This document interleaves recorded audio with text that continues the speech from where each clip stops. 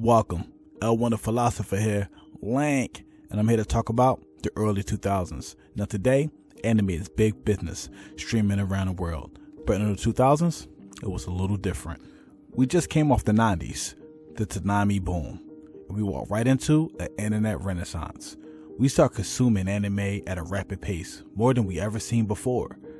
Everybody around here had their free website. Y'all know what it was. Y'all know what it is. Hell, put it in the comment section. It's at a point that YouTube, in the early years, you could watch full episodes of anime. I mean, at that time, they even had some XXX videos on there. Now for the editor, don't put nothing in here. Now, I could say XXX, but you don't put no XXX in it. That's not... I feel like I just talked about this. Sorry, put it there. No Master Roshi action. No Jiraiya action. Jeez. Now let's get back to the video. Now the first anime I want to talk about is a special one. Historic. And that's One Piece. Yeah, the story of Monkey D. Luffy searching the seas, looking for that One Piece so he could show that he's the king of the pirates. Like I said before, when I started talking about One Piece, it's historic. I mean, what it did in Japan, when it came to Shonen Jump, Dragon Ball Z having a strong hold on everything. The One Piece came along and knocked it off his throne. It's been like the best ever since. I mean, really. This anime came out 1999. It's now 2022. To this day, they still doing manga and episode releases. That's crazy. I mean, this is the longest running anime I've seen in my lifetime. I mean, it's like our version of a soap opera. I mean, no lie. It's like One Piece is our anime version of Guiding Light General Hospital as the world turns. And that's why it's one of the faces of the culture. And this next anime is special. Well, I mean, they all special. This is why I call them Mount Rushmore. But this one is. Let's talk about Naruto. So unique. So interesting. You know how I said One Piece kind of knocked off Dragon Ball Z and it comes to Shonen Jump? Well, here in the West, there's a whole generation of kids. This was their Dragon Ball Z. They grew up with Naruto Uzumaki, who's trying to be a Kage. Do you believe it? I don't know. But what I do believe is, this is the best supporting cast in anime in the early 2000s. I mean, it's hard to argue with it. If you ask anybody, what's your top 5 of Naruto? They're going to give you so many different answers. There's so many great characters. Me personally, I'm a big fan of Rock Lee, big fan of Neji. Even when we play the games, they my guys. They my guys, man. That's who I'm choosing, you know what I mean? Of course, like Sasuke and all that. Naruto, as a main character, he was okay to me. But I know he was great to a whole generation. And that's why it's one of the faces of the culture. This next one is going to be interesting. So in the 90s, we had Pokemon. It was everywhere. A phenomenon. Bigger than the world. I mean, we had TV shows, we had movies, we had video games, we had trading cards. In the early 2000s, it was really nothing like that. It was nothing quite that big. But I did say quite. Because it did have something. And that was Yu-Gi-Oh! And Yu-Gi-Oh was hold on. Let me stop. Can we stop the music? Can you stop playing the music? Can I redo that part? All right. Can I start from the quite? All right. Okay. I'm about to start from the quite now. Okay. I said quite, but they had something. They had Yu-Gi-Oh! Now I hope that was better. I hope I gave my man the proper respect, man. Yugi was big.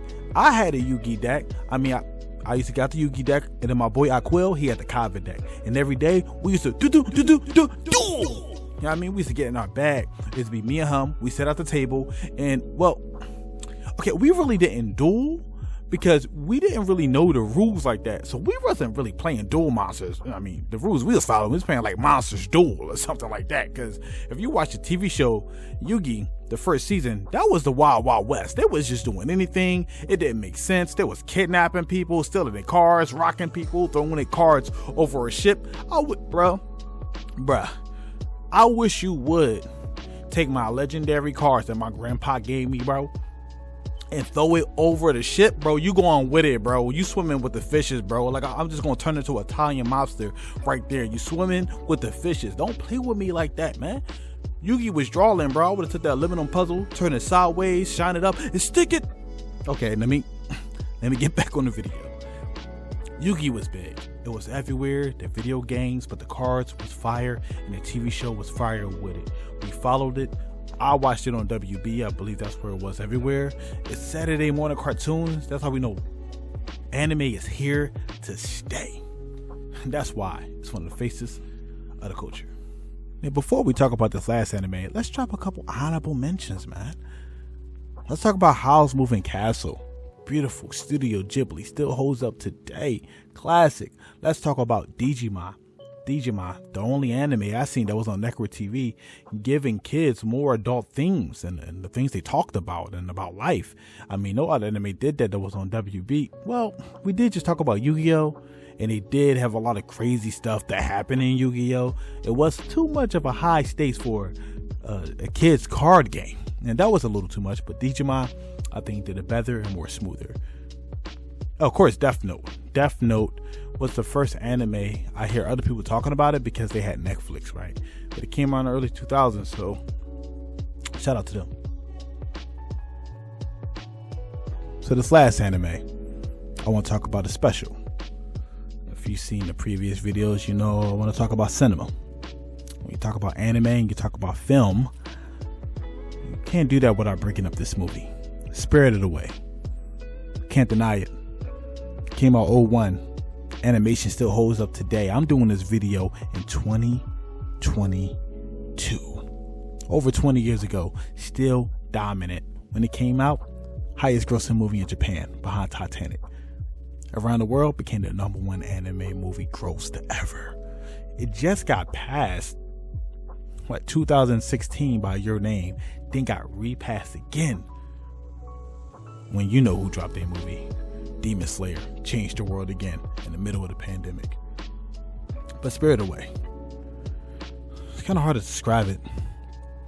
Strange movie about this young girl named Sin with her parents stopped by this empty amusement park, and something happens. The amusement park is really a crossroads to the afterlife, to the afterworld. The parents end up turning to pigs. There's a lot of symbolism there. And Sin is stuck into the strange world in this other dimension. Figure out, how can I get home with my parents in one piece? And the movie, you just watch her journey on to that. Her journey is crazy, what she has to do and what she has to figure out. But it was great. And it's one of the best. I mean, it's so good.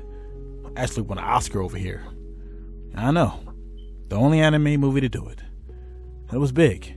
And it remains big. And that's why it's the face of the culture. I want to say thank you for everybody who watched this video. Please, I'd love to hear your comments of what is the top 4 faces of anime in the early 2000s. What you got? What is your Mount Rushmore? Tell me. Tell us. In this channel, we trying to do well. The whole team. We here really for the fans and for us. We want to grow together. We want to build together. So again, thumbs up the video. If you don't even like it, thumbs down. We need feedback to get better. Please subscribe, notification, and we catch y'all in the next video.